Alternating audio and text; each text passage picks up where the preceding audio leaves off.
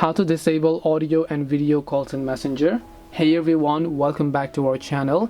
In this video we are going to learn how we can disable audio and video calls on Messenger, so make sure to watch the video till the end.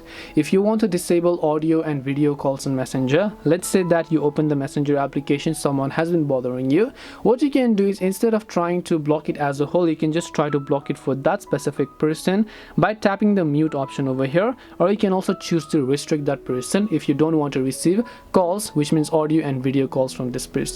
But if you want to block it completely, what you can actually try to do is you can try to open up the settings application on your smartphone and then simply look for notifications and then tap on it.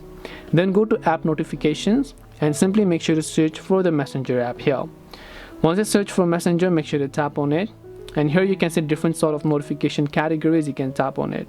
Now here you can see calls, so make sure to turn off calls notifications so that you will not be able to receive incoming calls. Now you can also go ahead and turn off incoming calls and so on, and this way you should be able to disable audio and video calls on Messenger. Hope this video was helpful. If you have any questions, feel free to leave them down.